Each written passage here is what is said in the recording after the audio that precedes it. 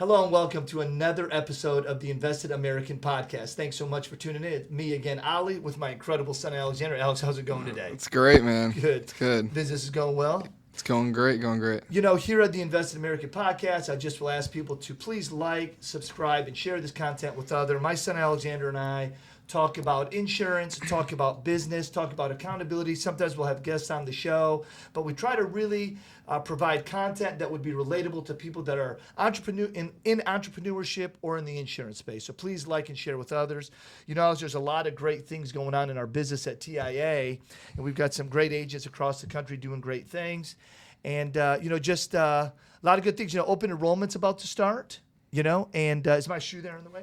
Open enrollment's here about to start in just a bit as well. So people are really excited about the Advantage space, but then also there's final expense. And, there's agents out there that are always looking to do whatever they can to make some extra money and try to figure out another way to do it. So I figured we talk today about leads and talk about holding yourself accountable with people and what that really looks like.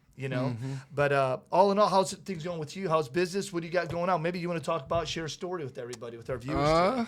Yeah, I mean, business is going great. It's just been, there's never a dull moment. There is no dull moments. I've had the opportunity to train some people, bring some people on these past, week. That's been, Sure. very beneficial. It's helped me. I sent you a clip on Instagram where the guy was saying there's 3 things a person should have. That's right. Talk about that. Yeah. And it's to come back kind of like what you were saying. So the first one, you need a mentor, someone that you look up to, someone that's trying to accomplish what you want to accomplish. Yep. Right. Second, you need a mentee, second, you need a peer. A peer is someone that's at your level that you can, pretty much talk to, that you guys are doing the same thing. Yep. And you guys can kind of go back and forth with business and Perfect. what you guys think together. Third, you need a mentee, and that's someone that you're mentoring.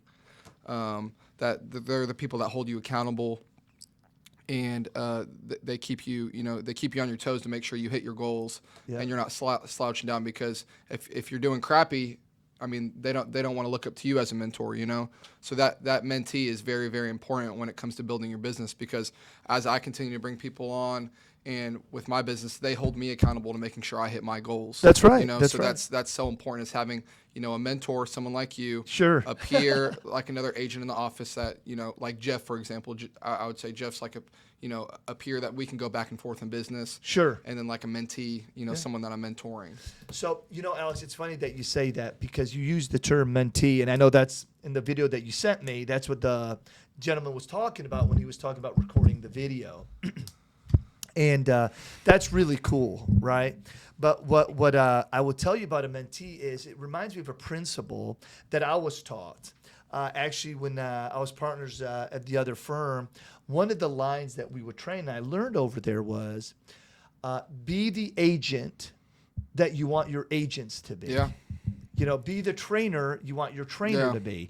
Be the leader you would want your leaders to be. Mm-hmm. Don't look at your people and wonder why. Why aren't they doing this? Or why aren't they doing that? Or what is their purpose? Instead, I would really focus on, what do I need to do? Like, if I wanted an agent, what would that agent look like? How would they act? How would they talk? How would they work?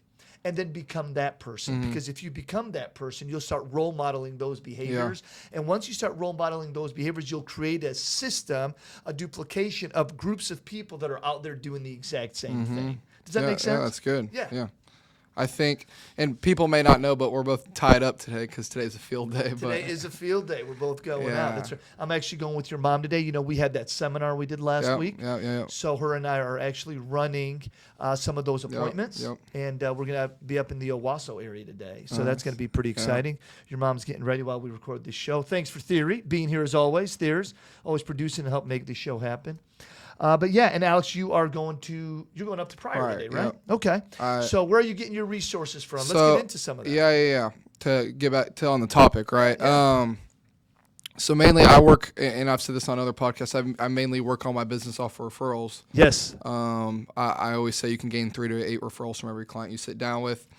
I'm working on actually, I posted on my social, but I'm working on actually getting a whole video together, how you can actually get that, Yeah. the 3 to 8 referrals. I said I told the story of how you get it at the Power Players Yes. in Cabo, which was pretty cool. Cabo was fun. I would say that's like Give a shout out to Cody and his team, guys. Yeah. Great trip. That was an awesome time. We're so awesome grateful trip. to be a Yeah. part. And the trip was great. That was one of the few times I've actually spoken in front of a group of people. And you did a great job. I would say the first minute I was a little nervous, but as I kind of got into the spiel of it, I gained more confidence, as I kept doing it, Absolutely. It's just how it is in life, as you continue to keep doing things over and over and over again. Like if I keep speaking in front of people over and over and over again, I start to get comfortable at it, right? Yes, yes, you do. And that's just the way it is. And yeah, so I'm mostly off for referrals. I had some success this past week and a half, 2 weeks in prior. And it's just crazy what the referral game does because in prior itself, I've gotten over 100 referrals in prior. Wow. Okay. And I have appointments set up in prior to go see people just off of the referrals. So, beautiful. I do call non-responders here and there. What do you define as a non-responder? Just people that you don't just call list? Yeah. Just a regular call list, not a lead at all. It's just a list that we'll pull from a company that gives us names and numbers and some people that we can just get in front of. So I've been doing that. And then off of that non-responder referrals, I've just been booking appointments up there because it's been really, really, really efficient. So it's been going good. Right. Yeah. So really to what Alexander was saying, right? The whole lead generation business, if you are in the insurance space and you're looking to build your business and you're just not sure what the best target or plan is, it's really execution of buying leads first. I mean, Alex, right? I mean, when you first started, when I say first start, I know not just making phone calls, right. But when you were like, okay, it's time for me now. I got my license. I'm doing this thing full time. I'm about to go full throttle on this. You started buying some leads to start building that pipeline up. How aggressive would you say you got? Because I know you did phone work a lot with that. You were doing leads every single week, just getting a supply. You know what I mean? So elaborate on some of that. Yeah. I would definitely say when it comes to a starting agent, you have to have some type of funnel of resources and people that you can talk to, right? Because I like that word funnel. Yeah, that's what it is. Yeah, it's a funnel. I mean, you have to keep it moving, right? Yeah. And when I recruit an agent, I'll say, you're gonna have to have this money set aside for leads. I'll give them my leads that I had in the past, like some age leads that they can get up and call, right? But you're gonna have to purchase some fresh leads that you can get in front of and talk. Whether that's if you want to do all remote or if you want to do all field, right? But when you do call those leads and you close them, whether you close them or not close them, getting referrals off of those leads is what's going to be most important on those leads after you close them or if you don't close them. Because if you're an agent that's stressed about money, you can't afford leads, but you still want to grow your business. Yeah. You still want to grow your business. You're going to have to get referrals. Yes, you are. And that's the name of the game is because, like I said, again, I work all my business straight referrals. So I try to stay away from buying leads, but if I have to buy leads, I will, right? If my referral game's lower than what it should be. Sure. But an agent that's coming in fresh and is trying to learn, what to do, you have to get leads. And then once you get those referrals from those leads, if you keep the funnel of referrals to another referral, you can stay away from leads. You keep building that pipeline. Right. Yeah. And that's just the name of the game. It really is. Yeah. It really is. The agents here at the Invested American, and we're always recruiting and we're always looking to bring on new quality agents, ideally, that are looking to make a difference in people's lives and make a difference in their own. And what we have found is the agents that come on board embrace what we teach them, meaning, following the scripts, having good work ethic, showing up to work on time, treating this like treating it more like a job, than just some sort of, I'm my own boss, I can do this whenever I want. I mean, I'm telling you, if you start off with $500 or $750 a week in leads, that's enough to get a pipeline started. Yep. Now, you want to get ultra aggressive, I'm going to tell you to spend $1,500 a week and get this ball moving. However, in all reality, if you're brand new and you come and work here at TIA as an example, we're going to help get you some names and numbers to call, and we're going to help position you in a manner to get some leads in your hands because we know that's where the money's going to be started, and then you can work referrals from that stage. Yeah, I think that's great. I think it's spot on. A question I did have for you was we talk about leads and how to generate leads and what an agent should do. Yep. I know me and you, we've been doing the annuity seminars and how great that is for an agent. How the power of a seminar and generating the leads from that. How do you feel about that? Yeah, that's a great question. So besides obviously working referrals, you're obviously also buying your final expense leads, Right. your Medicare leads. And we're going to go into different types of leads today as well, but I want to address this, what Alex said. Alex, also we're doing these seminars. We're doing retirement seminars, and we also have set up in the books, we also have Medicare seminars. And what's great about these seminars is we're able to get a group of people. So we're advertising in a certain market. We're getting a group of people to take a look at our ad, and then we get a bunch to show up.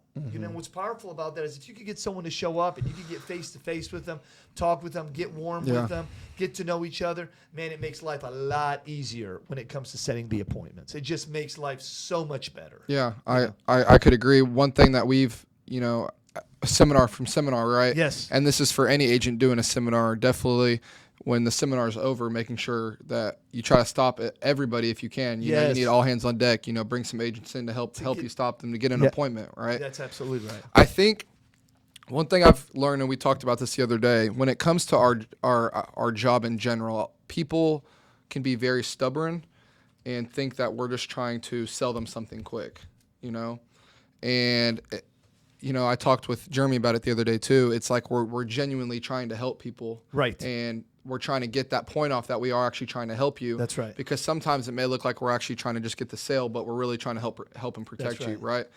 And you got to help. I mean, just like what you said before, people don't know how much you know until they know how much you care, right? No one cares how much you know. No one cares how much you know. Sorry. Yeah, it's all good. But it's just it's the important of building up. I'm getting off topic here, but building up the trust with the client and showing them that you actually do care. Because I saw a video this morning as well with Andy Elliott, and he says if the client sees one sense of like desperation and you wanting to like get that sale, right?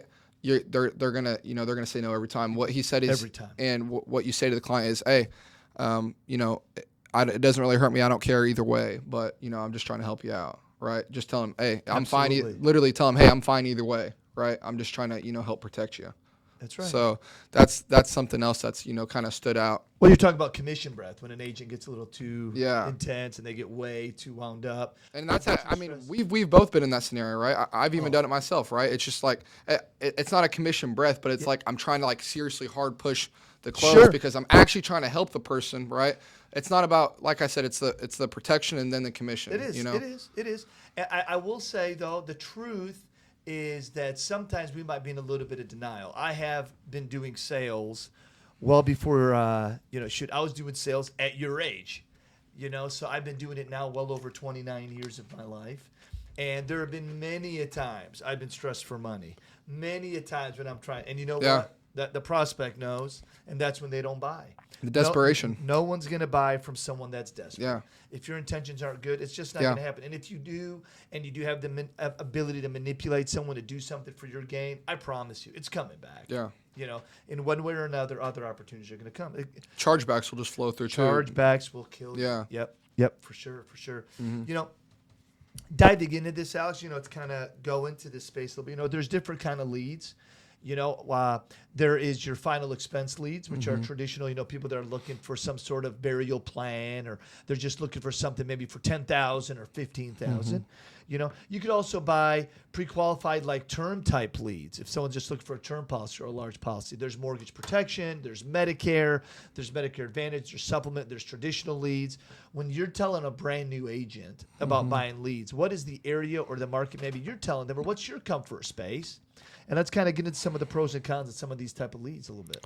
I think it comes back, to what when it comes to leads, I feel like it comes back to what they're passionate about and what they want to do, right? So if they're coming on, let's just say they just have their life license, right? Okay. Or if they just have their health license, it really comes back to what they're passionate about and what they want to do. So if that really is just final expense, I'll ask them, hey, what do you want to work? What do you feel most comfortable in working? Right, and they'll tell me, "Hey, I feel most comfortable with final expense." Okay, well, here's who you need to talk to. Let's get you these final expense leads, and let's go forward. Right? We talked about and I want to touch on the GA group that you did inside the investing. We'll get to that, but just making sure that that doing what they want to do is very, very important. That's right. And what we talked about today on the group was, and you said, try this, and that. And I said, hey, can I add in, right? Yeah. Because I want you to make sure if you are an agent that's doing something that works, I want you to stick with it. I don't want you to start changing it, right? That's If it's not broke, don't fix it, right? That's exactly right. It reminds me of when you were competing at the Ultimate Agent. I know. Did you see they sent out another promotional piece? Yeah. So they're starting to build up the Ultimate Agent season 2. I'm excited. But if you remember when you were there, you and I would be on the phones together. I'm like, look, Alex, if you're going to make a decision, you're competing, do the best you can, but you got to do what you know. Right. If you're a shortstop, let's not have you play first base. Right. Get back to shortstop, play the hot spot, get to what you know. Yep. I think the field was crucial, Yeah. just staying To to help you what, compete. to staying what works. Yep. Don't venture out if it's working. Don't do that. Well, how about the new agent that's like, man, I'm brand new. I haven't done this. I just need to buy some leads. Yeah. Are you pushing that guy to just do phone work? Do you think he needs to do more than phone work? What does that look like in your thoughts? I have my opinion. I'll share mine. But where do you go on that? Man, I genuinely think it's what they feel like is best, right? Just to go back to what I just said, what they're most passionate about. So if that's, hey, if they're really open to anything and they really just want my advice, what they want to do, I would tell them, hey, I'll give you some training over the phone. I want you to hop on the phones and see how you do. I want you to listen to me. We'll make sure that we role play together, but that's what we'll do. And then once you get comfortable enough over the phones, then we can look at maybe getting you some leads. Because first, if they are an in-home agent, we'll have them jump on the non-responder, role play with us. Sure. With whatever they like to do. But if they are a remote agent, we'll still do some role play over Zoom and stuff. But we need to look at, and I would be honest, I would say let's do these final expense leads. Because Medicare, there's a lot of ins and outs with Medicare. And if they're a new agent, they're not very, educated on it. I feel like it's easier to coach someone on final expense than it is on Medicare. Okay. Because all the regulations and ins and outs with Medicare, there's a lot of tedious stuff there that you have to teach. You have to teach the agent, but final expense for sure. That's what I would start off at first, and then obviously getting referrals off of those. But would you agree? Alex, I totally agree. I will take it to this lesson. I think a brand new agent has to remember a few things. That when you're getting involved in the insurance space, like here at the Invested American, we're going to teach you a few different principles. The one is you have to remember it's different type of leads will generate different type of products, right? Yeah. And what I mean by that is, look, what's great about Medicare leads is that you're going to get supplement prospects, you're going to get advantage prospects, you're going to get different type of prospects in building your business, which is critical because that's what gets you to learn. Yeah. That's what's going to get you to learn. And I always say, just remember, when you sell Medicare, if it's advantage plans or if it's supplements, I think the greatest thing to remember is this. That's how you're going to build a renewal game. Yeah. The supplement game, the advantage game is going to build you renewals. Your final expense, your life insurance, you know what that's going to do? That's going to pay your bills today. So if you need your bills paid today, that's great. Then what you do is you sell life insurance to help get those bills paid.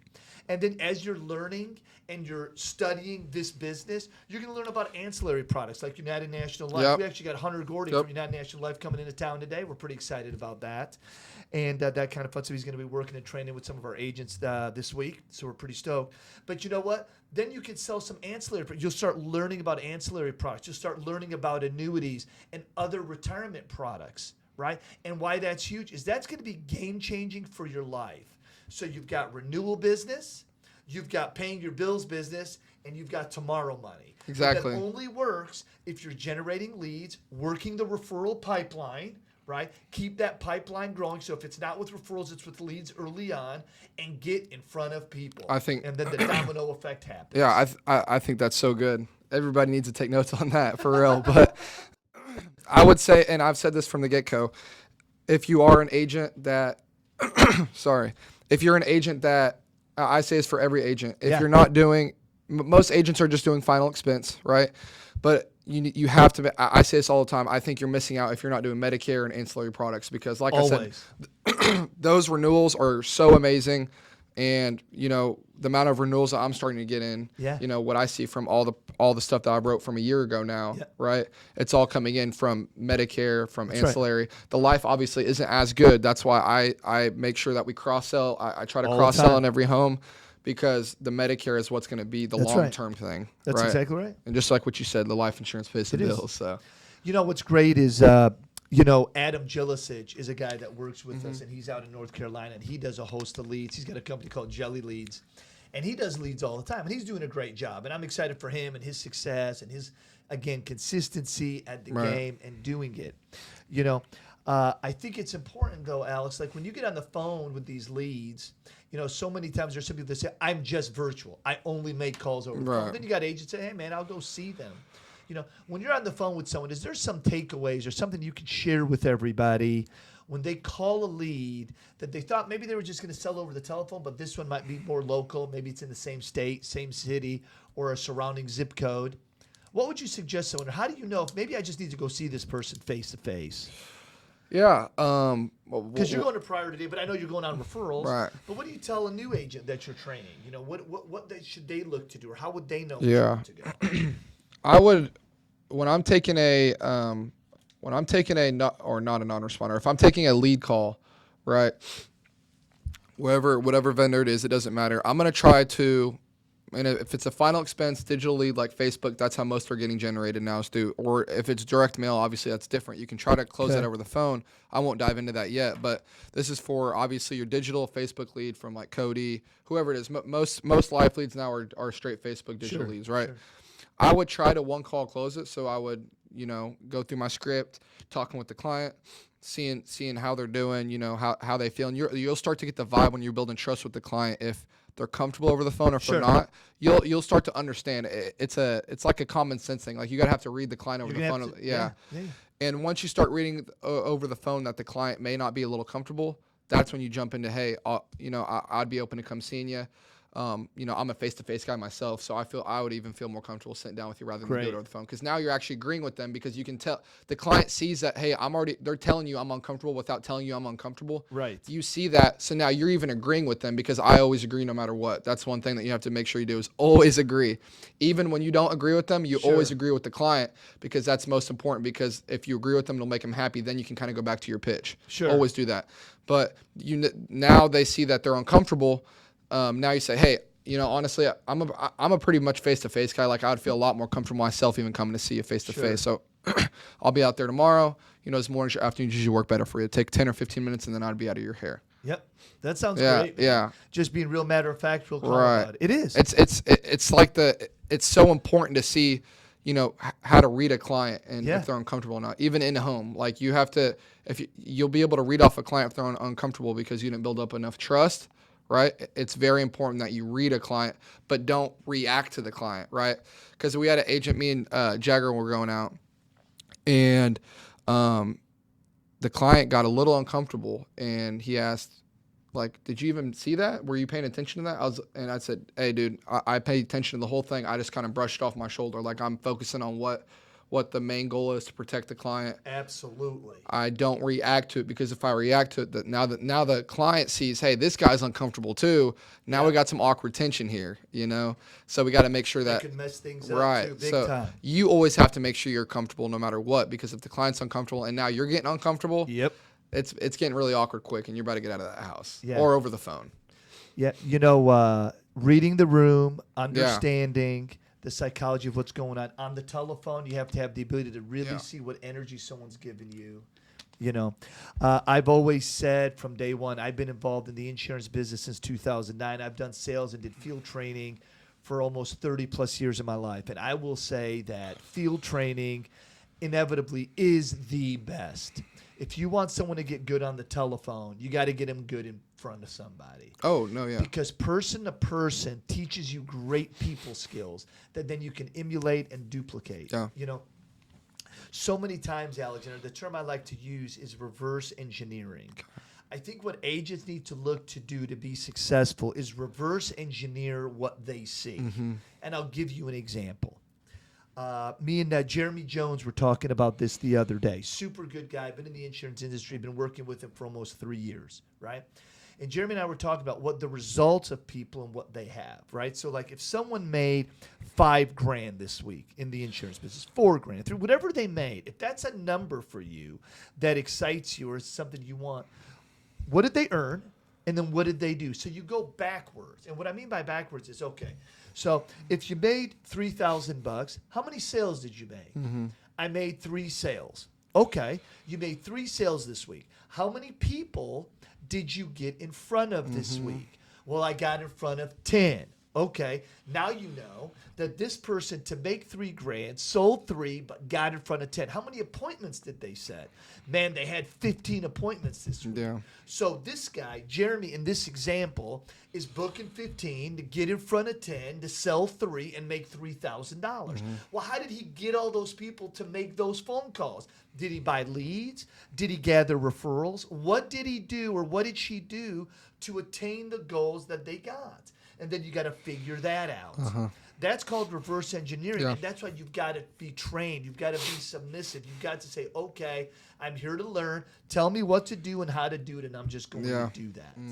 Right? Yeah. It's reverse engineering the process. I think the 15, 10, and 3, obviously the activity goal is what's most important. I feel like Always. you have the activity goal. The production's always going to come with it. I've said that before.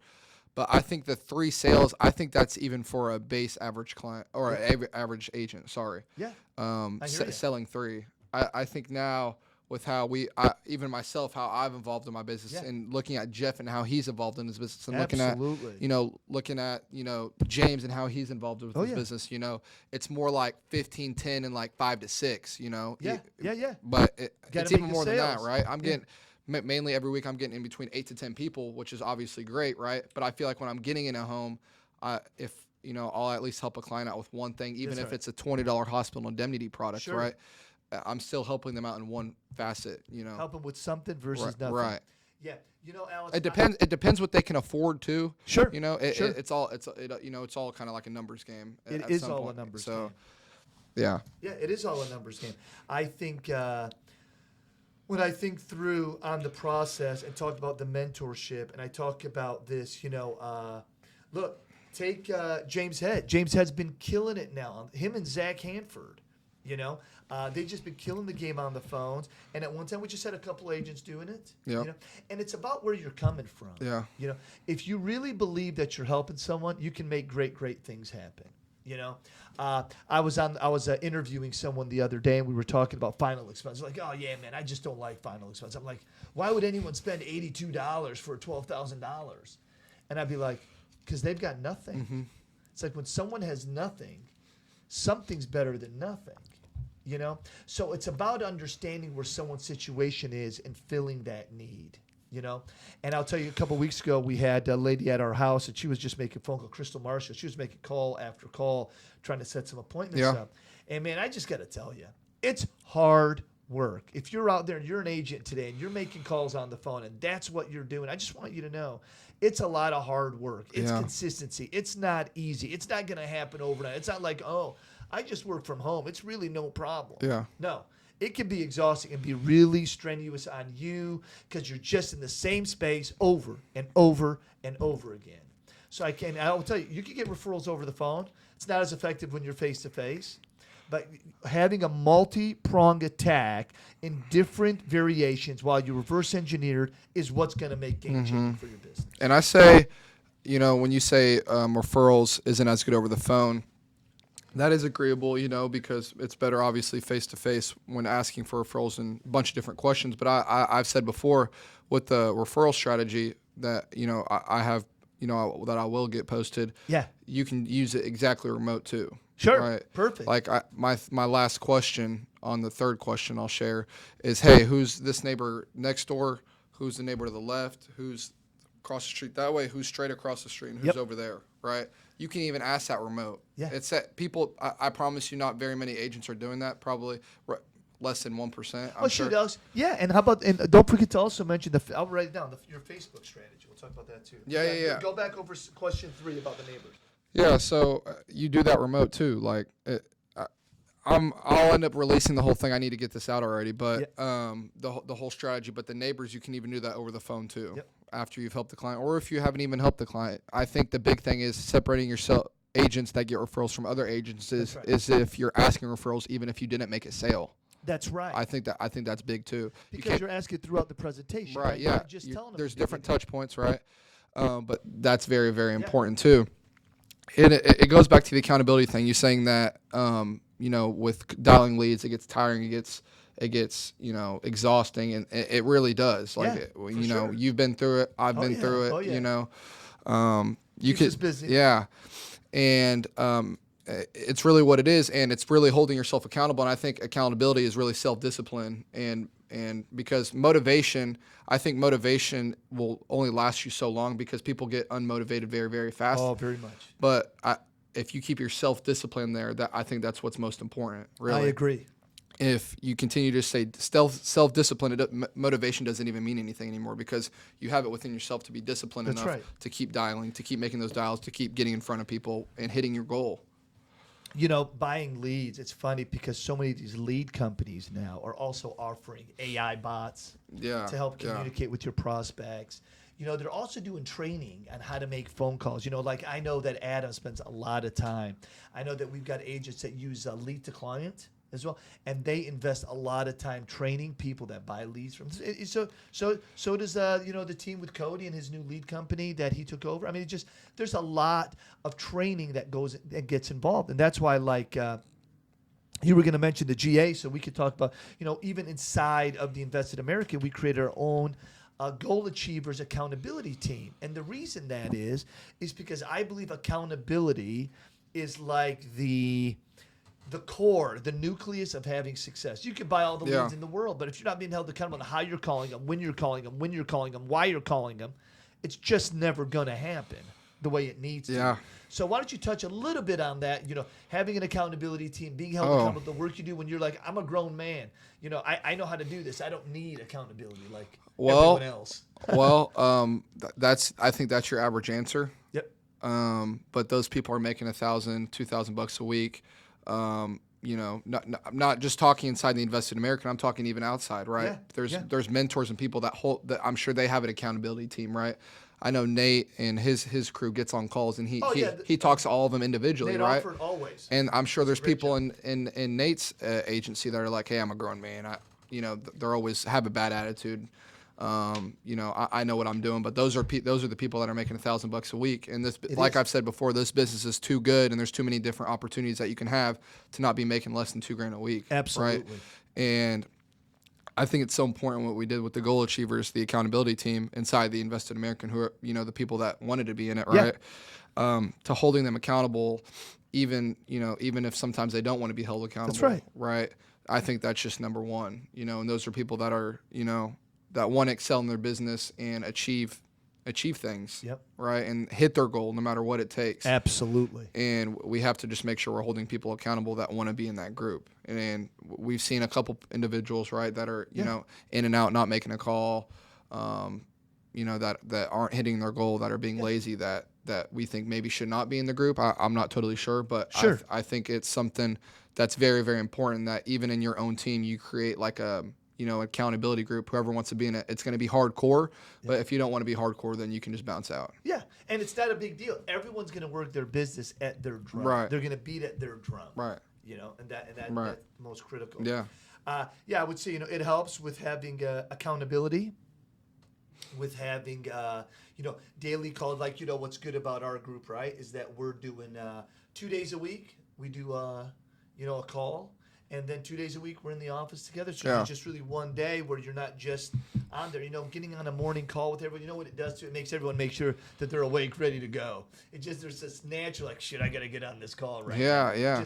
It makes you get on the call. That's you just don't want to not be on that call. When your leads are coming in, man, you're just waiting for those leads to come in. You're always just ready to go. To really attack your business, to get ahead of it, you're just going to have to be creative too. How about one last thing? Let's talk about your Facebook strategy that you do with people to try to gather referrals and start friending them and creating that. Culture. I would do when I'm sitting down with an individual, if they do have Facebook, I'll follow them on Facebook. I'll tell them, hey, share my profile to all your friends, whatever it is, after I've done my whole referral strategy thing. And then even on those referrals, I'll friend them. Even before I've called them, if I called them, if they never answered, whatever it is, I'm friending them on Facebook. They're probably like, who the hell is this guy, right? Right. And and then I call them, and if they did accept me or not accept me, I'll even mention that in there. Hey, I friended you on Facebook. I saw your profile, blah blah blah blah. Nice. I helped your mother, or I helped your sister, your brother out, with their, life insurance, is Perfect. is very important to them, and they wanted to make sure that you were actually one of the beneficiaries on that policy. So I make sure I call all my beneficiaries, just letting you know if something does happen, I'll be the guy that helps file the claim, Beautiful. and we'll get it processed out. And I already friended them on Facebook, so now they can go check out my Facebook profile if I set up an appointment, right? Yep. So they see my Facebook, what I do, and then I'll just go from there. So That's great. it's very important that you are. I think the power of social media is very, very important. Posting on social media, even if a client, What you post, because now too that you're relating with your clients, you also can't be posting something stupid on there, exactly, or inappropriate on there, or something that's going to create some sort of red flag with your clients. yeah, right? you can't post anything stupid, like videos, crazy stuff at the bar, like whatever it is, right? Because it all goes on, and I think it's, like I said, very, very important to post on social media because, like I told you before, I have 2 people that I need to get with you about too that we talked about, but that are coming on. Yeah. Because just off of me posting on social, That's right. me talking to these individuals, and they're like, "Hey, dude, you've been killing it. What can I do to Love it?" So it's cool. It's really powerful. It is powerful.